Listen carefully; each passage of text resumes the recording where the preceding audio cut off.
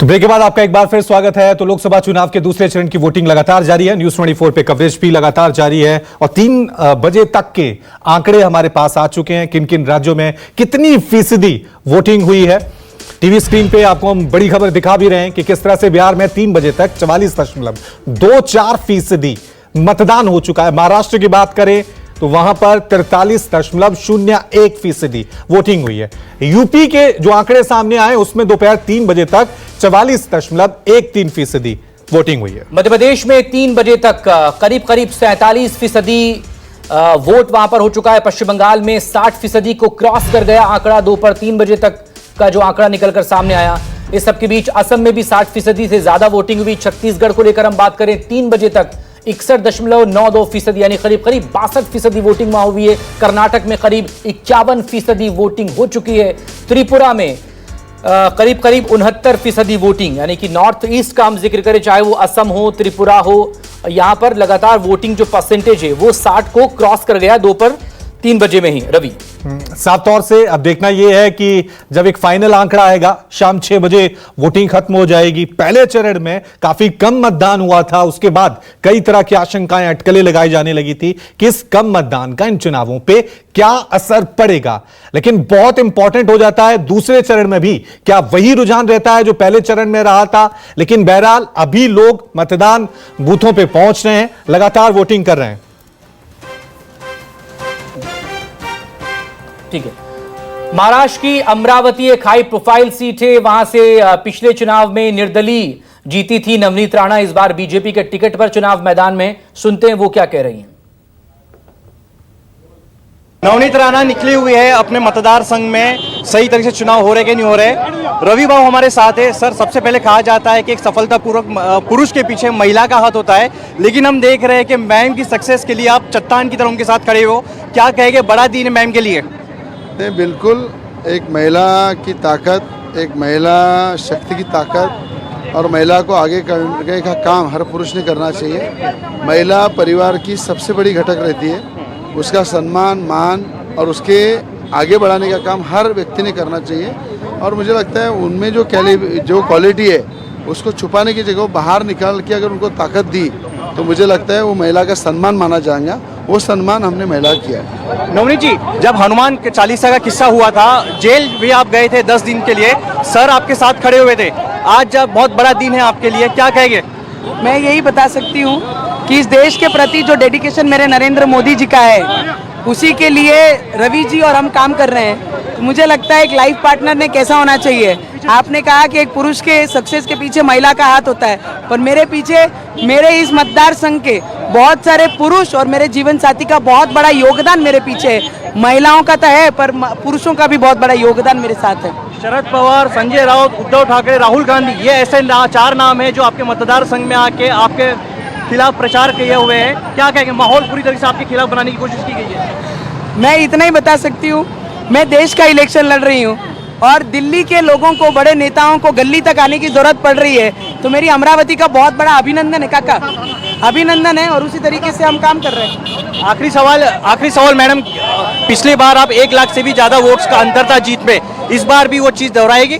क्योंकि स्थिति कुछ अलग है। बता सकती हूँ नवनीत राणा कितना महत्व रखती है मुझे नहीं पता, पर इस देश के प्राइम मिनिस्टर जी और इस देश के युवक और इस देश की ताकत, इस देश की शक्ति, मतलब हमारे देश के प्रधानमंत्री और इस देश का परिवार बहुत महत्व रखता है। तो जीत मेरे नरेंद्र मोदी जी की होगी और कमल की होगी। कैमरा पर्सन सुनील भारती के साथ अंकुश जायसवाल, न्यूज 24 अमरावती। तो नवनीत राणा को आप सुन रहे थे, पिछली बार निर्दलीय चुनाव लड़ी थी और वहां से जीती थी। इस बार बीजेपी के टिकट से वहां पे चुनाव लड़ रही है। लेकिन एक इनका जो वीडियो वायरल हुआ था जिसमें वो कह रही थी कि इस बार मोदी की लहर नहीं है, मोदी की लहर नहीं है। खासा उस पर विवाद भी हुआ था, बचाव में भी बयान आए थे।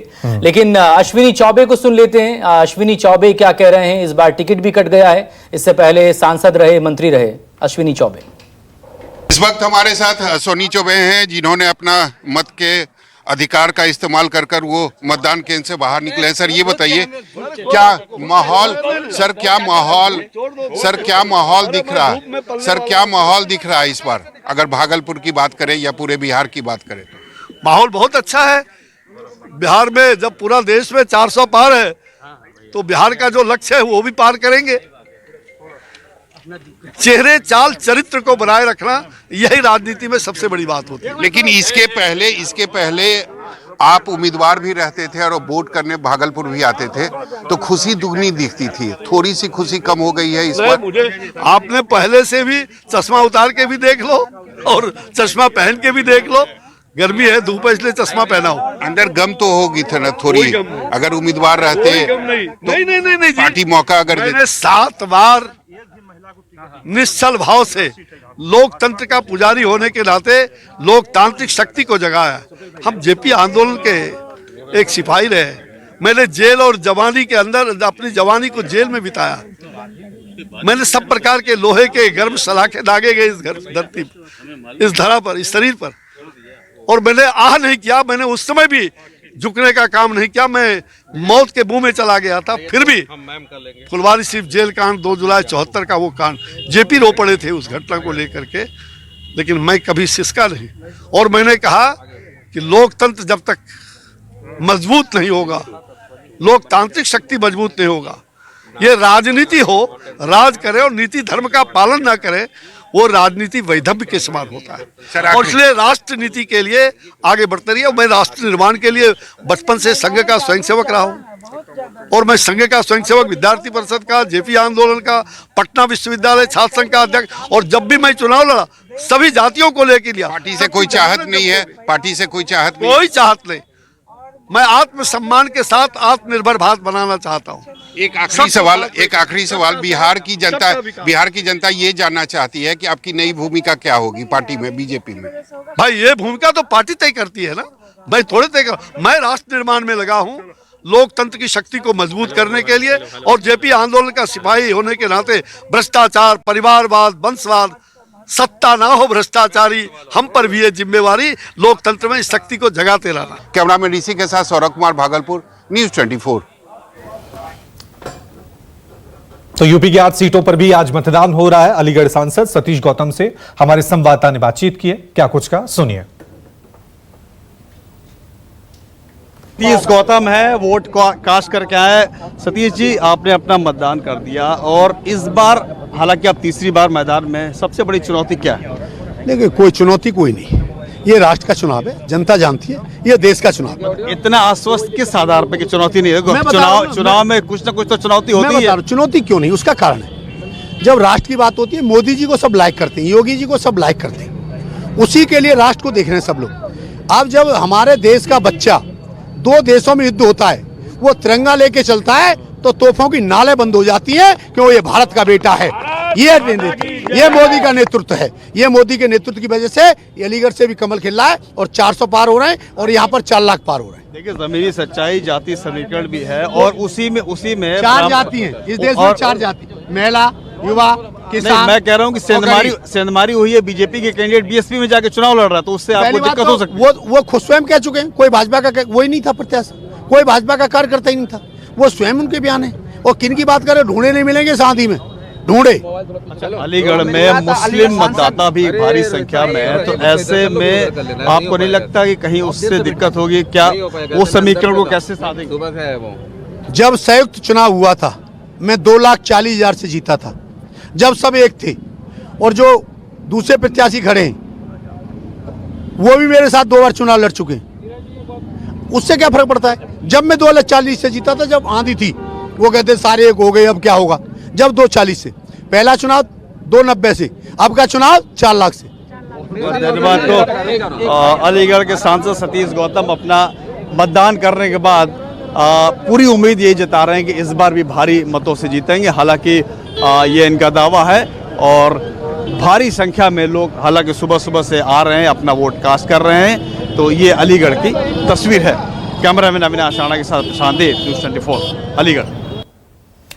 आखिर के 1 घंटे और 20 मिनट बाकी हैं वोटिंग में। जहां जहां 13 राज्यों में 88 लोकसभा सीटों पर जो वोटिंग हो रही है, आपसे भी अपील करेंगे कि वोट जरूर कीजिए। यह न सिर्फ आपका अधिकार है बल्कि आपकी जिम्मेदारी भी है। इस सबके बीच दोपहर 3 बजे तक के जो आंकड़े आए, उत्तर प्रदेश में करीब 44% मतदान, बिहार में भी यही आंकड़ा 44%, मध्य प्रदेश में करीब 47%। दोपहर 3 बजे तक के आंकड़े, 6 लोकसभा सीटों पर मध्य प्रदेश में वोटिंग हो रही है।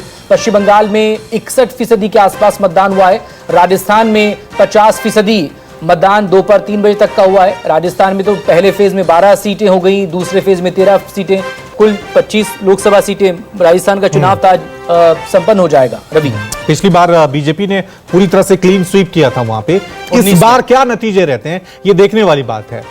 हालांकि इस बार विधानसभा चुनावों में बीजेपी ने प्रचंड जीत हासिल की थी, उसका असर भी क्या इन चुनावों पे होगा या फिर जो हमेशा देखा गया है राजस्थान में, क्योंकि अगर हम 2019 की बात करें तो 2019 में विधानसभा में कांग्रेस जीती थी जी, 2018 दिसंबर में लोकसभा नतीजे आए में थे। वहां पर बीजेपी ने क्लीन स्वीप कर दिया था। इस बार भी वो क्या ट्रेंड रहेगा? कई राज्यों में इस तरह का ट्रेंड हमें देखने को मिलता है, खासकर दिल्ली हो गया, राजस्थान हो गया, हरियाणा हो गया, मध्य प्रदेश हो गया। सरकारें दूसरी बन रही थी 2019 में, लेकिन लोकसभा में बीजेपी इन सभी राज्यों में क्लीन स्वीप करती हुई नजर आ रही है। बिल्कुल, चाहे छत्तीसगढ़ में भी कांग्रेस के पास सिर्फ 2019 में 1 या 2 सीटें आई थी, राजस्थान में पूरा क्लीन स्वीप हो गया था, मध्य प्रदेश में सिर्फ एक छिंदवाड़ा जो जहां से कमलनाथ के बेटे नकुलनाथ वहां से जीते थे 19 में, बाकी ज्योतिरादित्य सिंधिया चूंकि उस वक्त कांग्रेस में थे, दिग्गज नेता थे, उनका अपना एक गढ़ है जैसे गुना और छिंदवाड़ा।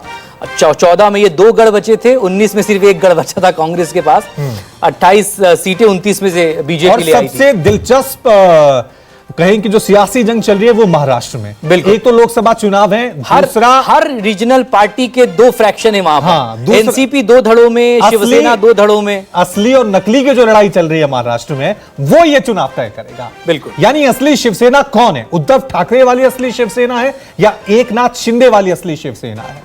एनसीपी कौन असली एनसीपी है? शरद पवार वाली एनसीपी असली है या अजीत पवार वाली एनसीपी है? जिसको भी ज्यादा सीटें आएंगी एक तरह से आज मिल जाएगा विधानसभा चुनाव, क्योंकि महाराष्ट्र में इसी साल होने हैं। बिल्कुल, उससे पहले यह चुनाव बहुत महत्वपूर्ण हो जाता है। और महाराष्ट्र में कहें तो यूपी के बाद सबसे ज्यादा सीटें हैं। जाहिर सी बात है इस राज्य पे सबकी निगाहें टिकी होंगी। अब देखना यह है 48 लोकसभा सीटें रखता है महाराष्ट्र अपने पास, रवि, और जिसका हम जिक्र भी कर रहे हैं, केजे श्रीवास्तव मेरे सहयोगी इस वक्त हमारे साथ जुड़ गए। राजस्थान का जिक्र रवि हम कर भी रहे थे। केजे, आज राजस्थान पर सबकी नजरें इसलिए भी टिकी हुई हैं कि राजस्थान में कुछ सीटें इतनी ज्यादा चर्चा में रही हैं, चाहे वो कोटा बूंदी लोकसभा क्षेत्र हो, चाहे वो बाड़मेर की सीट हो, या बाकी ऐसी सीटें जहां पर लगातार या तो निर्दलीय बहुत मजबूती के साथ निकलकर सामने आ रहे हैं, या फिर कांग्रेस और बीजेपी के बीच जिस तरह की फाइट वहां पर देखने को मिल रही है। हर दिन हर सभा में एक दूसरे पर जमकर शब्दों के बाण चलाए जा रहे हैं। केजे, इन 13 लोकसभा सीटों का जरा हाल बताएं।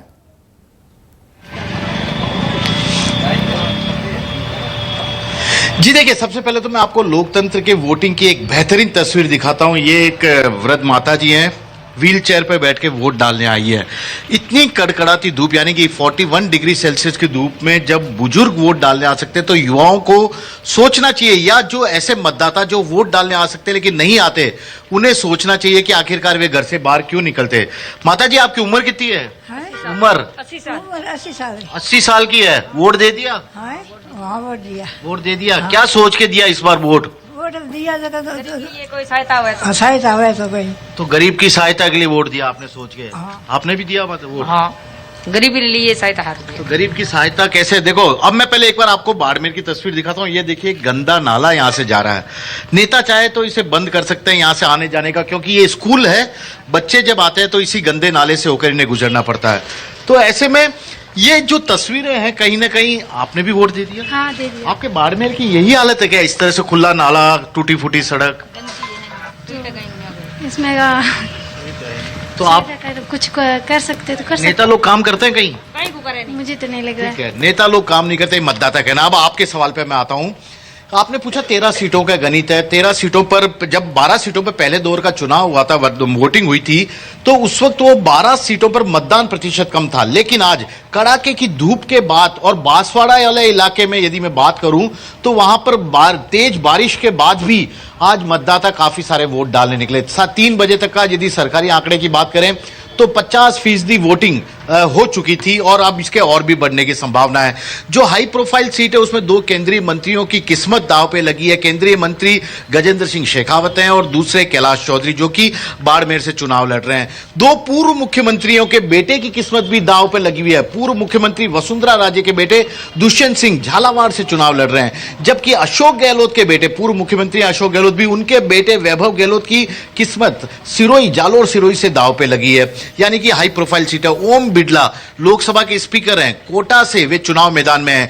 उन्हें उनकी ही पार्टी या कभी उनके ही सबसे करीब कहने वाले प्रहलाद गुंजल से जबरदस्त टक्कर मिल रही है, जो कि इस बार बीजेपी छोड़कर कांग्रेस के टिकट पर चुनाव लड़े हुए हैं।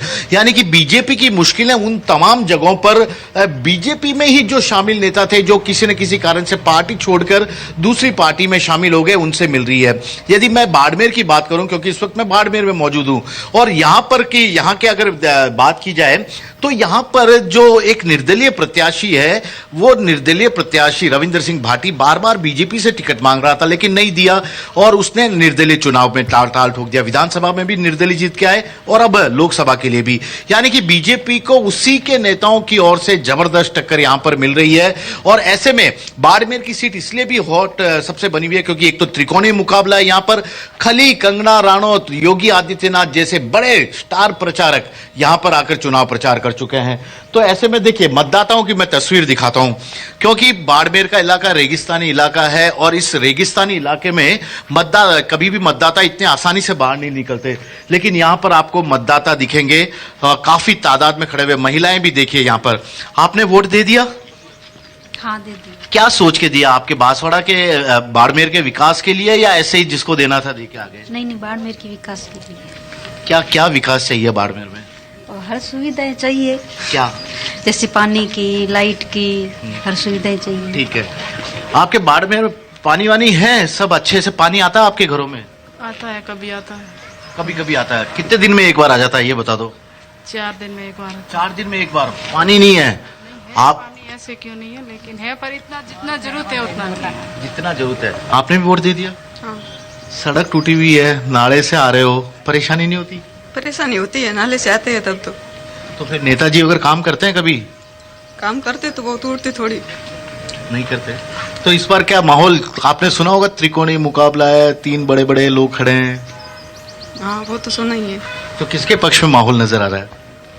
माहौल तो वो तो आने वाला टाइम बताएगा। हाँ जी, क्या बोल रहे थे? वो तो आने वाला टाइम बताएगा। माहौल आने वाला टाइम बताएगा। देखिए कितना साफ तौर पे ये लोग बोल रहे हैं। लेकिन अच्छी बात है कि बाड़मेर के लोग वोट डालने के लिए अपने घरों से बाहर आ चुके हैं। ये पूरा नजारा देखिए, पूरा पोलिंग सेंटर में लंबी लाइन आपको लगी हुई मिलेगी। मतदाता यहाँ पर वोट डालना है, हर उम्र के लोग आपको यहाँ पर वोट डालते नजर आएंगे और शायद ये लोकतंत्र के लिए सबसे अच्छी बात है कि मतदाता अपने घरों से। माता जी, वोट डाल दिया? हाँ, डाल दिया। क्या दिमाग में चल रहा था जब वोट डाले? विकास, आदमी का चेहरा, नेताजी का चेहरा, क्या?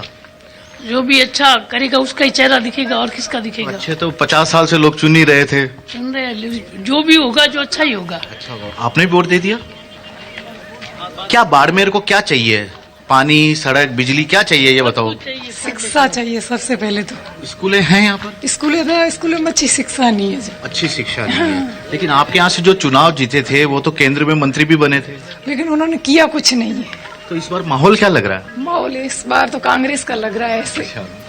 ठीक है, ये मतदाता हैं। कुछ और देखिए, महिलाओं की तादाद यहाँ कितनी ज्यादा है, आधी आबादी है।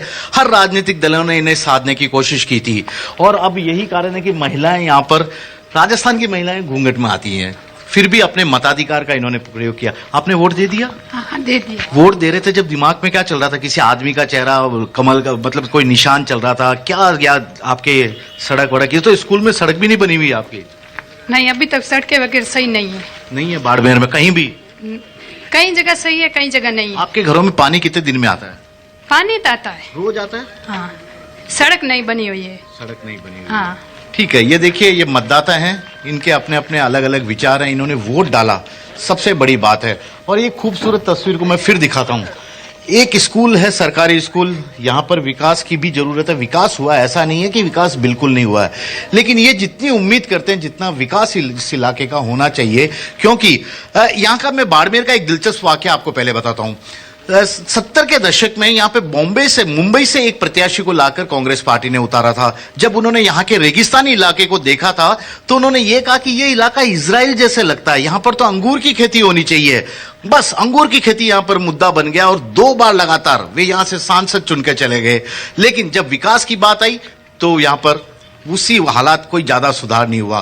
तो यही चीज है। और इस बार त्रिकोणीय मुकाबला। भाई साहब, 1 मिनट, आपने आप लोगों ने वोट दिया भाई साहब, पहले ये बता दो क्या माहौल लग रहा है? माहौल रविंद्र सिंह लग रहा है, बहुत अच्छा लग रहा है। भाई वोटर से जीत जाएंगे। क्यों ऐसा बोल रहे हैं? क्या वो वीडियो पे सोशल मीडिया में आ रहा है इसलिए या कोई कारण? इस साल से कोई प्रोग्रेस ऐसा कुछ हुआ नहीं। बढ़िया नेता रविंद्र सिंह जीतेगा। कांग्रेस में बीजेपी में भी तो नेता ही हैं। रविंद्र सिंह वो नेता है यार। अच्छा, आपने वोट दिया? क्या सोच के दिया था वोट? इस बार क्या दिमाग में चल रहा है? को विजन लेके कांग्रेस को। आपके यहाँ शायद बहुत सारे मेडिकल कॉलेज भी बन गया, सब कुछ तो बन गया। अभी बन रहा है। कांग्रेस का राज आएगा, बनेगा। और शिक्षा के मैटर। अच्छा, आप रविंद्र सिंह भाटी के साथ नहीं है? नहीं, बिल्कुल नहीं। तो ठीक है। ये देखिए, अलग अलग लोग हैं, अलग अलग। बाबूजी वोट डालने जा रहे हैं? डॉक्टर चिमनाराम, पुलिस थाना साचो। अच्छा, तो ये देखिए फिर अलग अलग वोट डाल रहे हैं और ये लोग हैं। अभी भी लाइन लगी हुई है। मैं आपको पीछे की तरफ दिखाता हूं। ये लाइन देखिए, ये लाइन बताती है कि मतदाता किस तरह बढ़ चढ़कर वोट डालने अपने घरों से बाहर निकल रहे हैं। वो भी 41 डिग्री सेल्सियस तापमान जब है। यहाँ की जो बालू मिट्टी है, रेगिस्तानी मिट्टी है, ये देखिए, मैं आपको मिट्टी भी दिखाता हूँ। ये देखिए, ये रेगिस्तानी मिट्टी है। ये सूरज में जितना गर्म हो जाता है ना, सूरज सर पे जितना जितना पारा ऊपर चढ़ता जाता है, ये मिट्टी भी उतना ही गर्म कर देती है। यानी कि सर पे तो आपका गर्म होगा ही, जमीन भी आपके पाँव को झुलसा देती है। और उसी कंडीशन, जाहिर सी बात है, 41 का टेम्परेचर है। और ना सिर्फ बाड़मेर जैसलमेर का इलाका मतदाताओं के लिए परीक्षा है, लेकिन आप समझ सकते हैं जो तमाम रिपोर्टर्स हैं 41 की टेम्परेचर में हर एक तस्वीर ग्राउंड जीरो से आप तक पहुंचा रहे हैं कि कितनी परसेंटेज वोट हो रही है, किन मुद्दों को लेकर लोग वोटिंग कर रहे हैं। एक और बड़ी खबर आ रही है, बड़ी खबर अपने दर्शकों को बता दें। बड़ी खबर, राहुल गांधी ने एक बार फिर पीएम मोदी पर निशाना साधा है। संविधान से मिला है अधिकार आरक्षण का, ये राहुल गांधी कह रहे हैं। मोदी जी आपसे ये छीनना चाहते हैं। तो ये डर और छीनने की राजनीति अब दोनों तरफ से देखने को मिल रही है। कल प्रधानमंत्री मोदी कांग्रेस पे निशाना साधते हुए नजर आए थे, जिसमें उन्होंने कहा था कि ओबीसी का जो कोटा है वो कांग्रेस किसी दूसरे को देना चाहती है। इधर राहुल गांधी का बयान सामने आ रहा है कि संविधान से हमें आरक्षण का अधिकार मिला है और मोदी जी आपसे ये छीनना चाहते हैं। लगातार इंडिया गठबंधन जो है पूरा वो इसी को मुद्दा बनाए हुए है।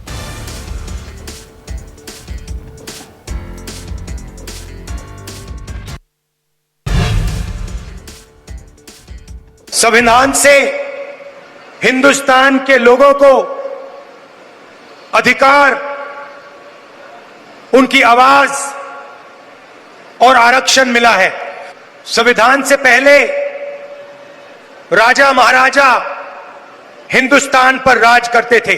अगर आज हिंदुस्तान के गरीब लोगों के पास, पिछड़ों के पास, दलितों के पास, आदिवासियों के पास अधिकार हैं, आवाज है, तो संविधान ने ये आवाज और ये अधिकार दिए हैं। तो एक तरफ नरेंद्र मोदी संविधान को खत्म करने की कोशिश कर रहे हैं। उनके एमपीज ने साफ कह दिया है कि अगर वो चुनाव जीतेंगे तो संविधान को बदल देंगे और रद्द कर देंगे। और दूसरी तरफ कांग्रेस पार्टी और इंडिया अलायंस जो संविधान को बचाने की कोशिश कर रहे हैं।